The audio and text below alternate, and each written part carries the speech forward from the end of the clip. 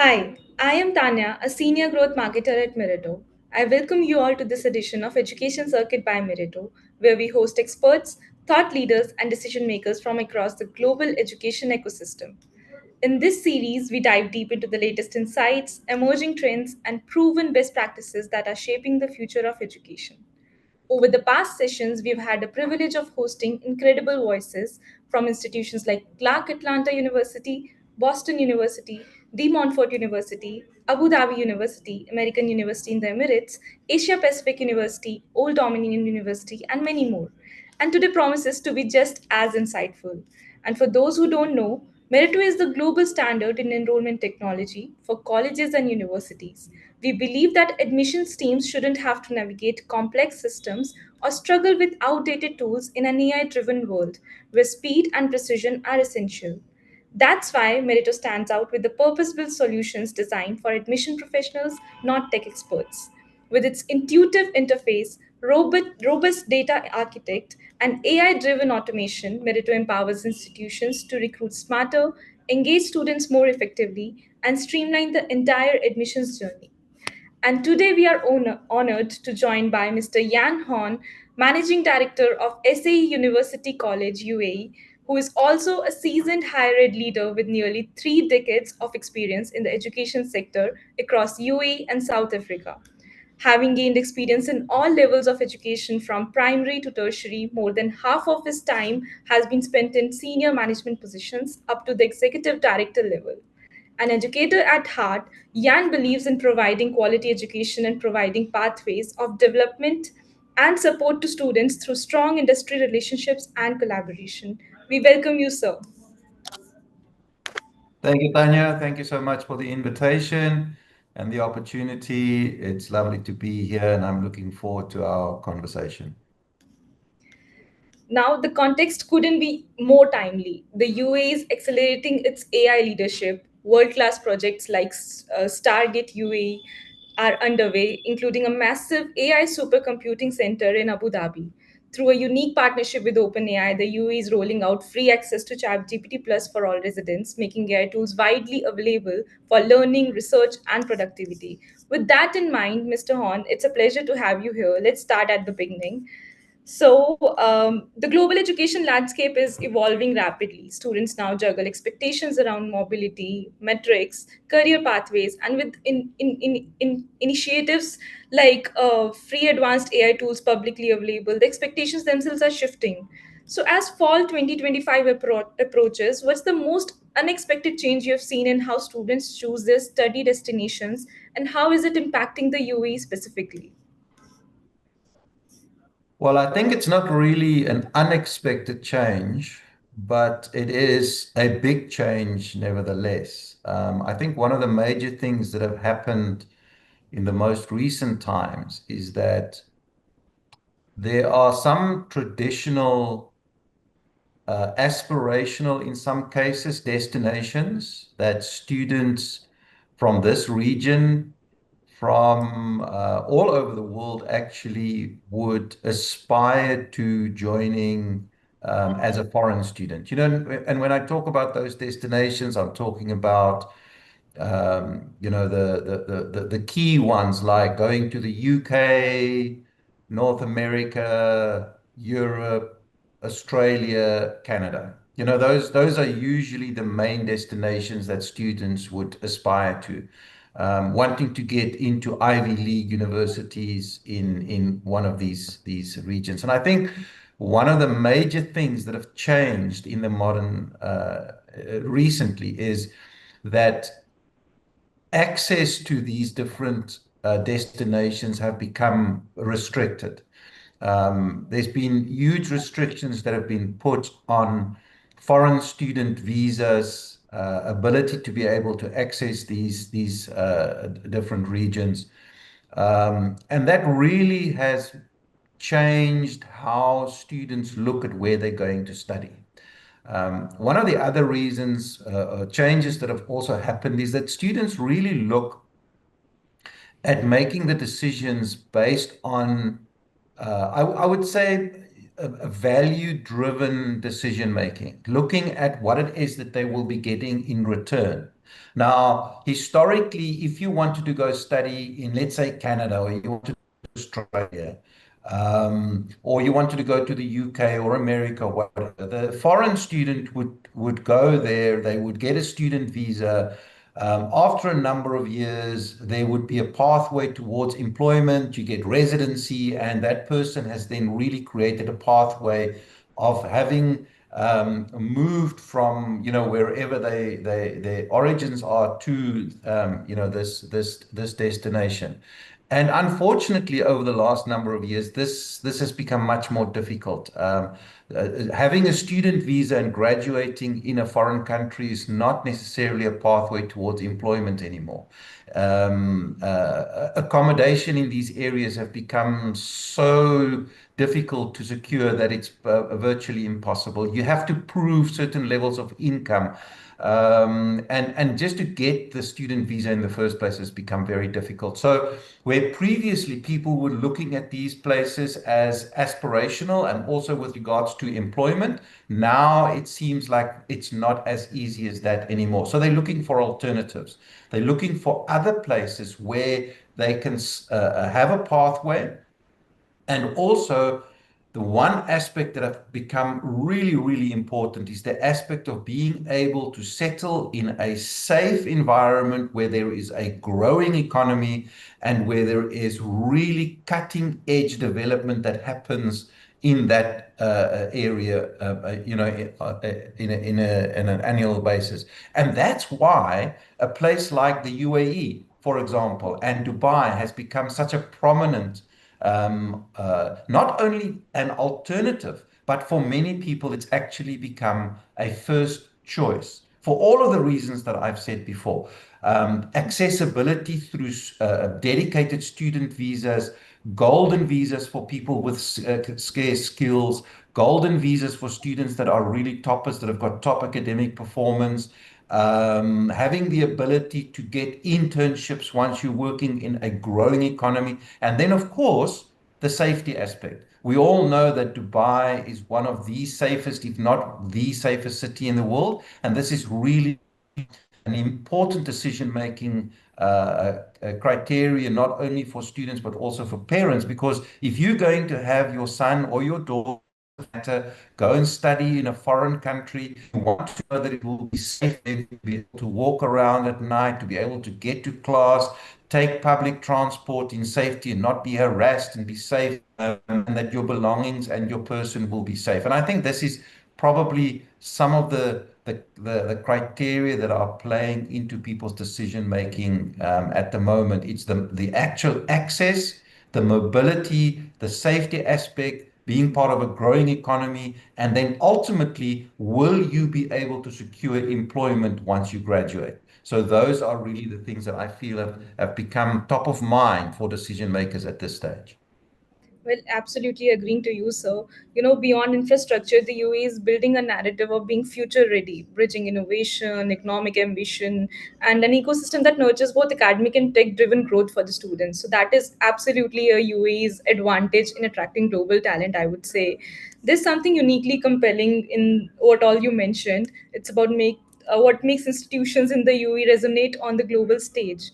Now, moving beyond, creative programs covering animation, film, audio, design, and more so offer immersive and industry-aligned learning paths. So, in world where STEM dominates, they are carving out new global niches, right? So, in the world dominated by STEM, how can creative media and design programs carve out strong global demand, like SAE is already doing? Right. Yeah. I think in the first place, what I just want to mention again, just adding on to what we were talking about before, is that, you know, the UAE and Dubai in particular, but not just Dubai. Everybody always talks about Dubai, but they forget that the UAE actually consists out of seven different emirates. And each one of these emirates are actually growing at a rate that, in developing at a rate that is, in their own way, that is actually unmatched internationally. So it's not just Dubai itself that is attracting talent. Abu Dhabi, as the capital of the UAE, there's so much of development that's happening in Abu Dhabi. Abu Dhabi has become the cultural center of the UAE, while Dubai is more the conference center, the tourist center, but Abu Dhabi is more a tourist, a cultural hub. While you've got Ras Al Khaimah, you've got Sharjah, you've got Fujairah, and each one of these areas are actually growing their economies. They're growing technology. They're growing, and they've become really popular for people to go there. So not only Dubai, but the whole of the UAE. Now, to answer your question specifically about STEM and the creative media programs, okay, I think sometimes people forget that STEM, science, technology, engineering, maths, the acronym STEM is Hmm. actually about 25 years old. It's an acronym and a concept that we started talking about 25 years ago. And the focus on science and technology and engineering and mathematics. And of course, these form the basis for so many technology-driven kind of careers and development.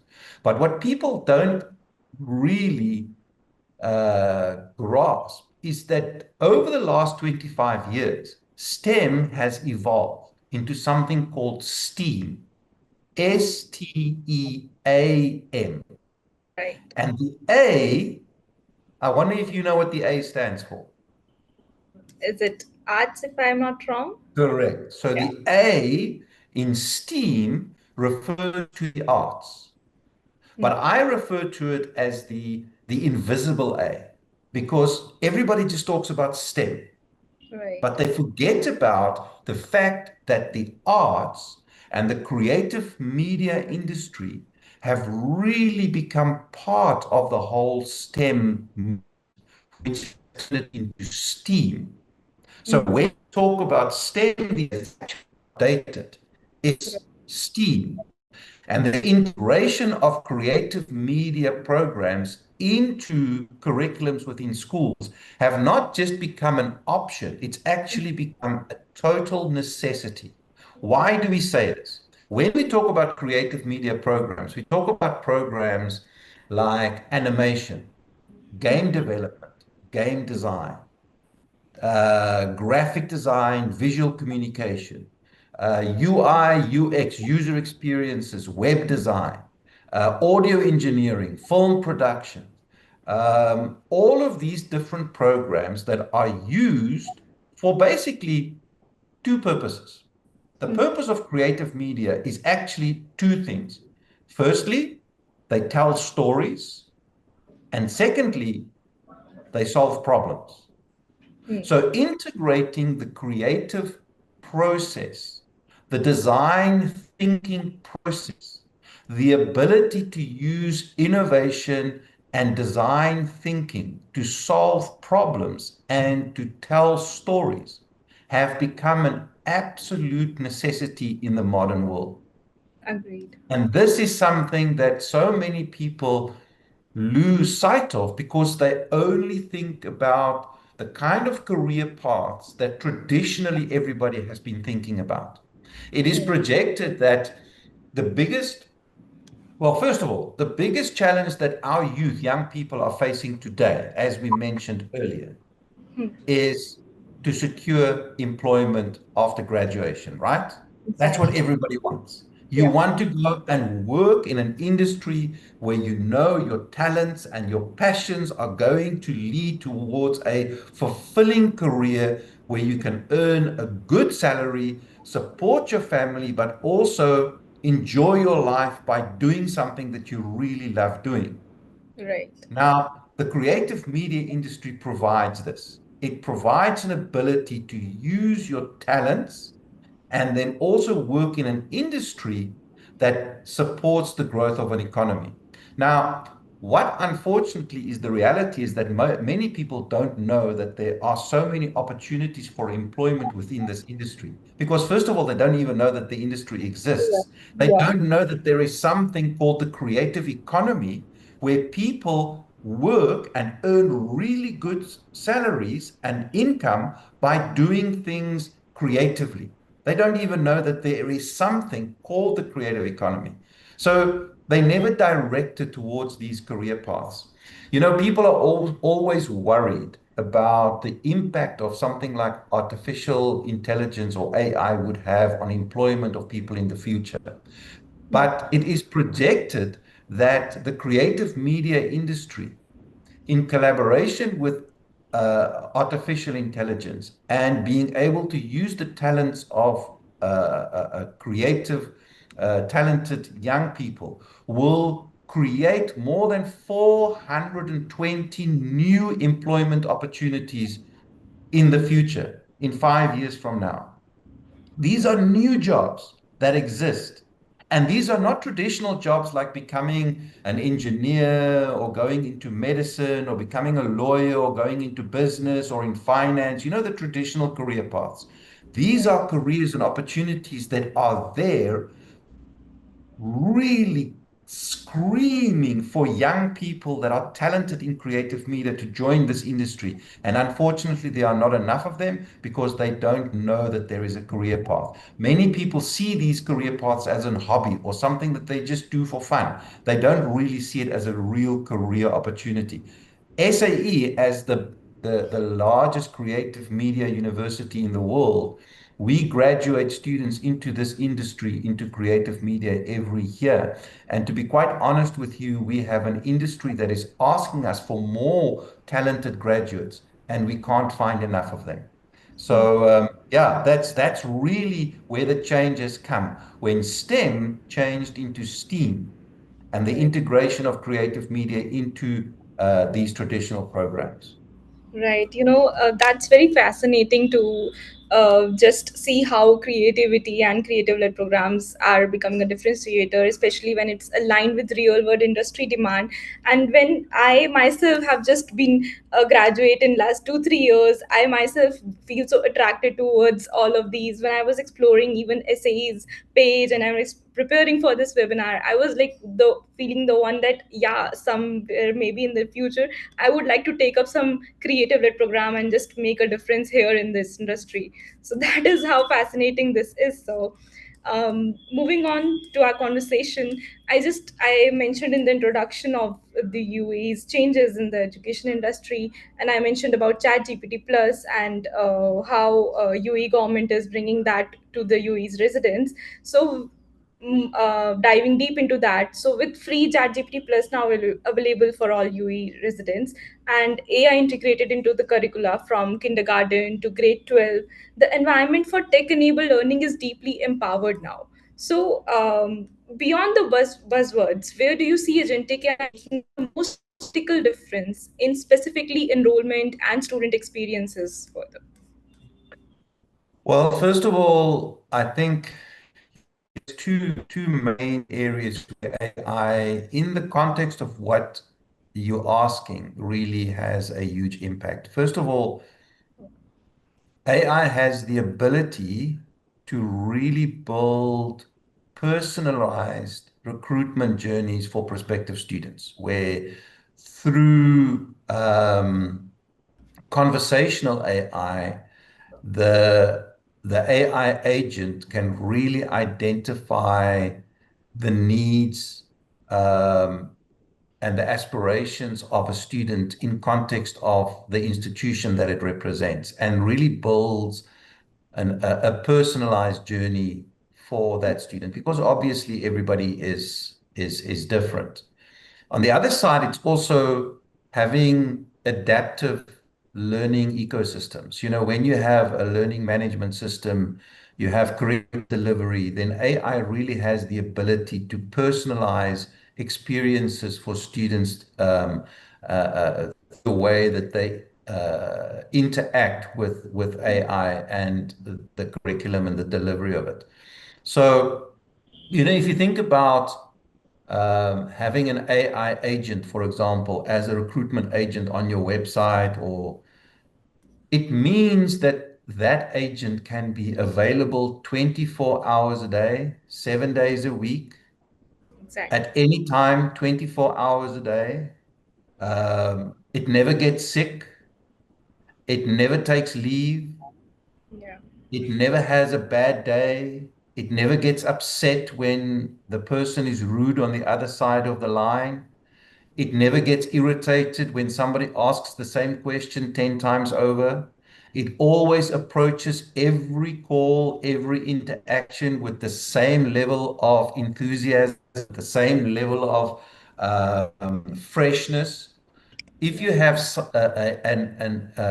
a human doing this, if you've been dealing with prospective students from 8 o'clock in the morning, by 3 o'clock in the afternoon, you're tired of answering the same questions over and over. And sometimes you can start hearing that in people's voices and they start giving maybe the wrong answers, or they give answers in a somewhat of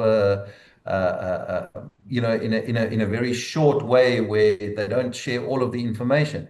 AI doesn't have those problems. It gives you the same response, but individualized and personalized for each interaction. And whether it is with prospective students or whether it is students in their learning journey, I think this is the biggest plus that you can get from AI. And also the fact that it will remember you. So next time you come back to have a conversation, it will exactly know what it was that you have discussed, and it will be able to give you a personalized journey from there. Right, and most of the people aren't even aware about how AI is different from agentic AI these days. Like as agentic AI is in waves, they don't know that traditional or simple AI often performs specific, well-defined tasks or follows just the rules that are defined for them. Whereas agentic AI can make independent, goal-oriented decisions, adapt to changing environments, learn from interactions. So you can just have your agentic AI bot and make him do a lot more than a simple AI would do these days. So Yeah, I think, one of the things that we sometimes think is that the AI agents that currently is in development or are being deployed, right.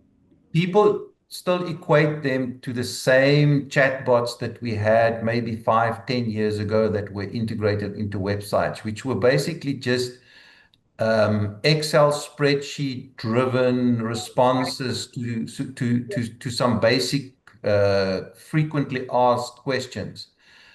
The large language models that are currently being used and the intelligence that really sits behind the AI agents that currently really gives it the ability to interact as if it is a human being. So I think there's a big difference. The technology have made great advances, and it's certainly not the same kind of thing that we had around 5 to 10 years ago. And if the advances in the technology have come so far in the last 5 years, just imagine what it would be like in another 2, 3 years from now.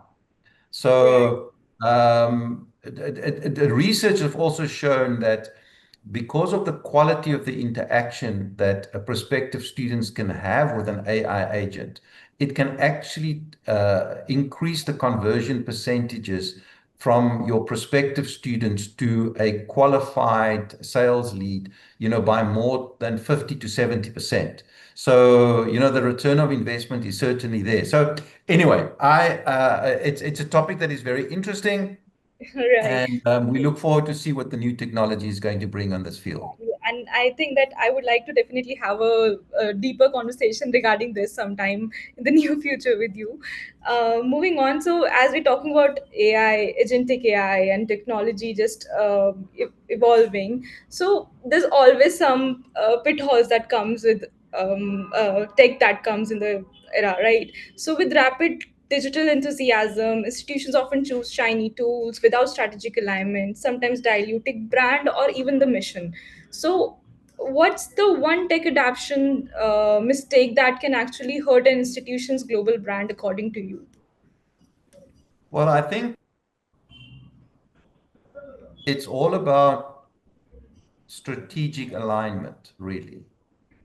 Right. You need to understand what are the strategic objectives that you want to achieve in your institution, Mhm. and really build in technology interfaces that will move the institution towards that, but also become a real support to your students, your prospective students, your staff, um, your faculty, and so forth.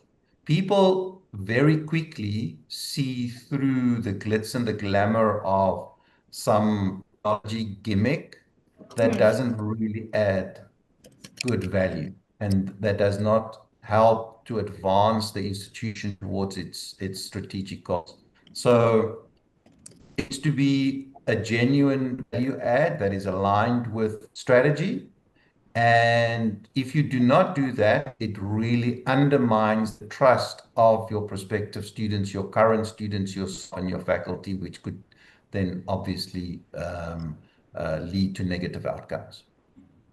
Well, that's such a, I would say, a vital reminder. Strategic alignment of technology.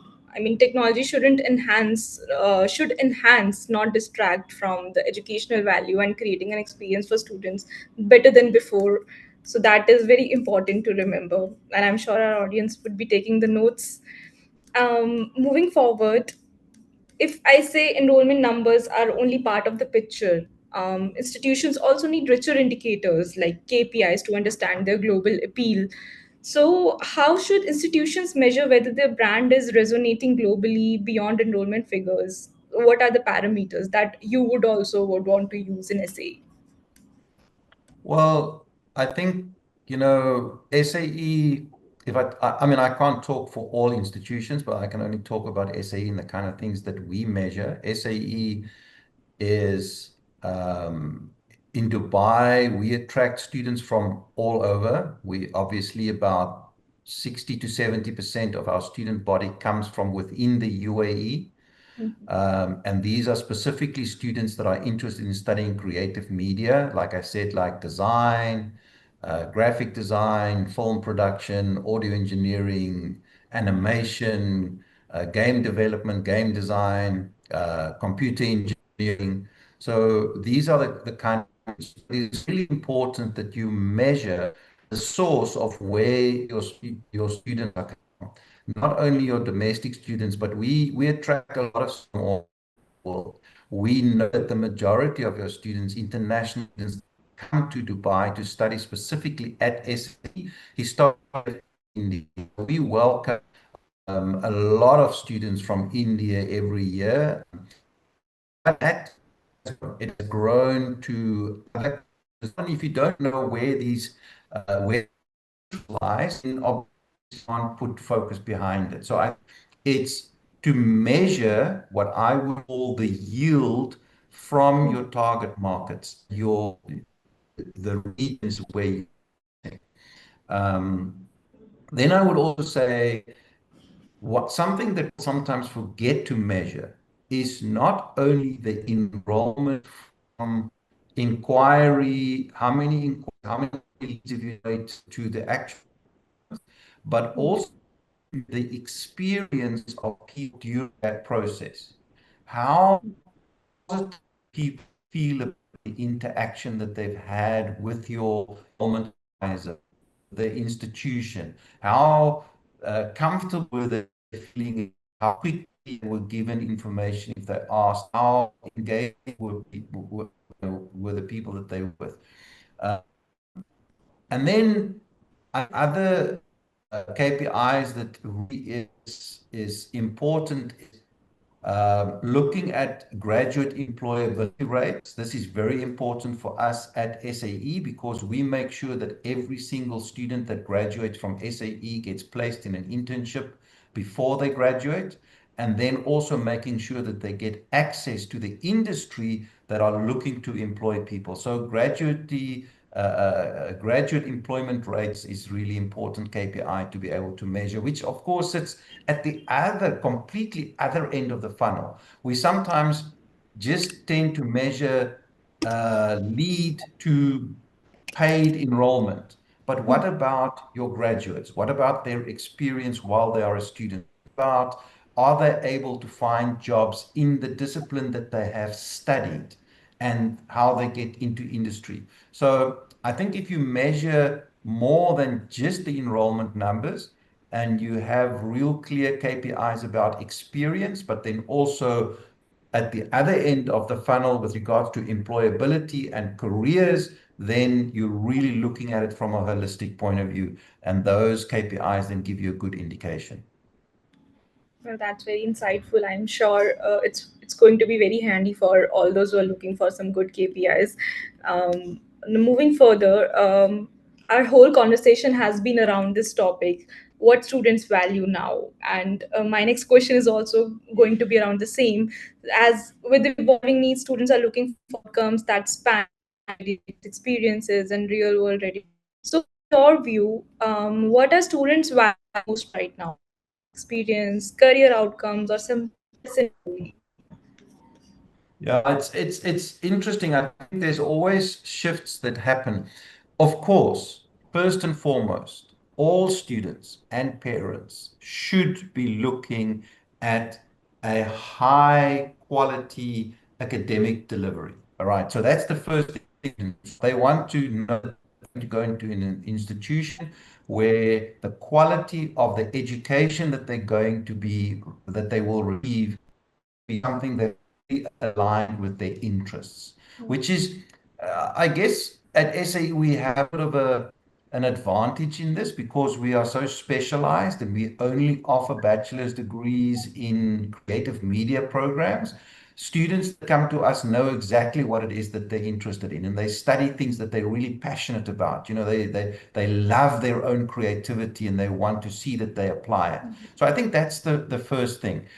Then take going from there, it is students want to know that they've got a very clear pathway towards industry and toward careers. Right. So that's really integral to everything. Mhm. Once you've made the decision that you study a certain discipline, you want to know that there is a pathway towards the industry of this discipline, and people that have studied this discipline can be employed. And this is very important to us. Careers is really comes first at SE. And then to a less degree, I think people tolerate it and they would love it better, but it's not really the things that drive their decision making, is student experience. You know, when you go into a new city, when you go into a new country, you want to have a student life, right? You want to enjoy your experience as a student. You're a young person, want to engage and have a sense of community with other students. You want to have fun. You want to really live the life of a student and do that in an environment that is safe, that is gives you the opportunity to do lots of different experiences. And I think fortunate by that this is something. I mean, Dubai is one of the top tourist destinations in the world. You know, millions of tourists coming every year. Now, imagine if you can have that experience as a student and experience Dubai as the safest, wonderful tourist experience. But first and foremost, academic, uh, I would say with regards to the career pathing, having a really clear towards career and employment, and then thirdly, as a young person and a student. Thank you so much for sharing that. I think it is truly more than just a degree, and that's what you've answered the best. Now, given everything we have discussed, from global trends and creating offerings to AI integration and value alignment, it's clear the landscape is shifting, and that too very fast. So, if you are advising UE higher ed leaders to make one bold move this year to future proof their global competitiveness this fall, so what would it be from your side? Once again, I don't think there's just one specific answer. I think um, probably the one thing that I would advise is adopt AI as quickly as possible in whichever area it is that you feel it could enhance your strategic positioning for your institution as quickly as possible, whether it is in the development of learning material, whether it is in the delivery of curriculum, if it is in the academic quality assurance, whether it is in your enrollment process. In all of these areas, operationally, efficiencies, everything can be hugely enhanced by using AI-driven models.